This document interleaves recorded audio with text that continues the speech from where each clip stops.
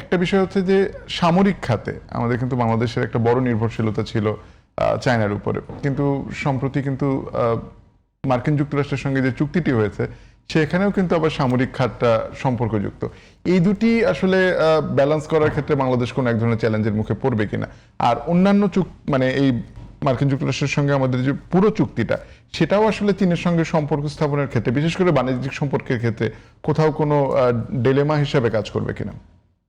জি, আপনারা দেখেছেন যে আমরা সবাই জানি ত্রয়োদশ নির্বাচনের 12 ফেব্রুয়ারি মাত্র 3 দিন আগে, অনেকটা আকস্মিকভাবে বলা যেতে পারে 9 ফেব্রুয়ারি আমেরিকার সাথে একটা চুক্তি হয়ে গেল।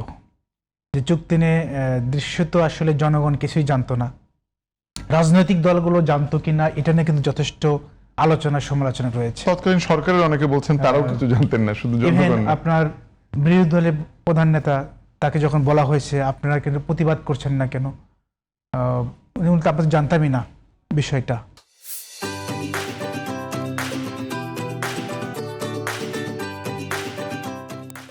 এবং বর্তমানে সংসদে তিনি বলেছেন আমাদের বাস্তবতা আলোকে চিন্তা করে সিদ্ধান্ত নিতে হবে। বিএনপি বলছে আমরাও জানতাম না, ইভেন আগের সরকারের কিছু মন্ত্রীরা পর্যন্ত উপদেষ্টা বলছে আমরা জানি, এটা ক্যাবিনেট কিচেন ক্যাবিনেটের লোকজন জানে। কিচেন ক্যাবিনেট বলে যারা পরিচিতি পেয়েছে তারা বলছে এখনো এইসব নিয়ে বলার সময় আসে নাই। এবং ওই চুক্তিতে দেখবেন মাত্র হাতে গোনা কয়েকটি বিষয়, 5-6টা বিষয় বাংলাদেশের পক্ষে, আর 133টা বিষয় যেটা বাংলাদেশকে অবশ্যই পালন করতে হবে, যেটা হলো ইন ফেভার অফ আমেরিকা। তো স্বাভাবিকভাবে তো এখানে দৃশ্যত একটা বিষয় কি আমাদের জন্য ভালো হয়েছে, কি বিষয় সেটা, আমেরিকা থেকে আমরা শুল্কমুক্ত তুলা আনতে পারবো, সেই তুলা দিয়ে পোশাক আমাদের আমেরিকায় পাঠাতে হবে আর কি।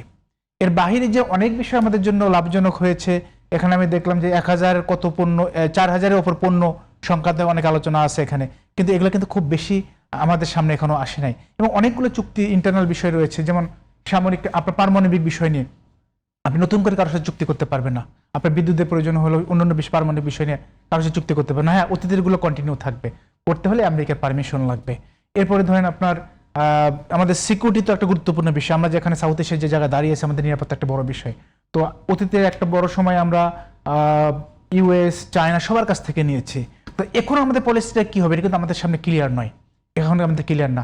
আমরা দেখেন এই সরকার আসার পরে দুইটা হঠাৎ করে হলো গুরুত্বপূর্ণ সফর হয়েছে, একটা হলো পাকিস্তানের পররাষ্ট্রমন্ত্রী, এটি হলো তার্কির পররাষ্ট্রমন্ত্রী। এবং দুইটা সফরই পাকিস্তানের সফরের সাথে যদিও এখানে খুব বড় কিছু আলোচনা হয় নাই, তারপর আমার কাছে মানে ইন্টারনাল সিকিউরিটি একটা গুরুত্বপূর্ণ বিষয় এখানে আসছে। তার্কির পররাষ্ট্রমন্ত্রী যাকে বলা হয় এরদোগানের সিক্রেট বক্স বলা হয়, হাকান ফিদান, যে গোটা দুনিয়ার তার্কি যতগুলো যুদ্ধক্ষেত্র ছিল গুরুত্বপূর্ণ, লিবিয়া বলে, সিরিয়া বলে, আপনার এদিকে আজারবাইজান সহ সবগুলো যুদ্ধক্ষেত্রে সে গুরুত্বপূর্ণ ভূমিকা রেখেছে।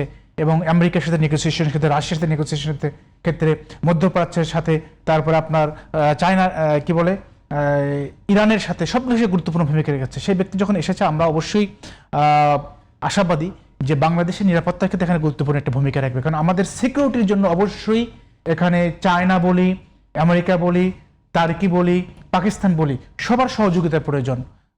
আজকে ভারতের ক্ষেত্রে কোনো সমস্যা হলে আমরা কোথায় যাবো? আমাদের নিজেদের একটা গুলিপুতি তৈরি করতে পারি না, একসময় গাজীপুরে গুলি তৈরি হতো, সেটাও নাই। তো আমার মনে করি এই সফরে যদিও আমাদের পররাষ্ট্র মন্ত্রণালয়ের পক্ষ থেকে বলা হয়েছে চায়না সফরে বাণিজ্য, বিনিয়োগ, অবকাঠামো, জ্বালানি, তথ্য প্রযুক্তি, রেল, তারপরে তিস্তা, এসব নিয়ে আলোচনা হবে, বাট এগুলো কিন্তু এখন পর্যন্ত সবকিছু ক্লিয়ার না, আমাদের সামনে ক্লিয়ার আসে নাই। এই চুক্তিগুলো কার সাথে হবে, কোন কোম্পানির সাথে হবে, বিনিময় কত বিলিয়ন ডলারের চুক্তি হচ্ছে, যে ঋণগুলো আটকে আছে এগুলোর কি হবে? আমরা একটা নিরাপত্তার জন্য আমাদের একটা দাবি ছিল যে একটা ড্রোন ফ্যাক্টরি হোক চায়নার পক্ষ থেকে, সিকিউরিটির জন্য আরো কিছু হোক, ইনভেস্ট করুক, এই ইনভেস্টগুলো আসুক। এগুলো কিন্তু আমাদের সামনে এখন ক্লিয়ার না। আমার কাছে মনে হচ্ছে যে আমেরিকার সাথে আমাদের যে চুক্তি হয়েছে এখন রাজনীতিবিদ্যা পর্যন্ত ক্লিয়ার না, সরকারও ক্লিয়ার না, জনগণে কিন্তু একটা ধোঁয়াশার মধ্যে আছে। তবে আমি মনে করি অবশ্যই আমাদের সেলফ সিকিউরিটির জায়গা থেকে, যদিও এটি বিশ্ব রাজনীতিতে আমরা এটিকে অস্বীকার করতে পারবো না, যারা সুপার পাওয়ার আছে, যারা মোরাল আছে, এরা সেলফ ইন্টারেস্টের বাইরে কেউ চিন্তা করে না। যার কারণে থার্ড ওয়ার্ল্ড কান্ট্রিগুলো চাইলেই তার সভরেনিটি জায়গাটা কিন্তু পুরোপুরি রাখতে পারছে না, চাইলে আমরা রাখতে পারি না। আমরা এটা অনেকগুলো দেশে আমরা দেখলাম সম্প্রতিকালে। তো বাংলাদেশ চাইলে আপনি আমেরিকাকে সরাসরি বোল্ড করে দিতে পারবে, বোল্ডার করতে, বিষয়টা এরকম না। বাট আমাদের বাস্তবতার কারণে যেটা আমি বলেছিলাম যে আমেরিকাতে আমাদের রপ্তানি একটা বিশাল অংশ রপ্তানি রয়েছে, এই কারণে আমরা আমেরিকা এবং ইউরোপকে অস্বীকার করতে পারি না। মধ্যপ্রাচ্যে আমাদের জনশক্তি রয়েছে, সেখান থেকে রেমিটেন্স আসছে, চায়নায় আমাদের ইম্পোর্ট হচ্ছে, আবার আমাদের জাপান কোরিয়া এখানে ইনভেস্ট আসছে।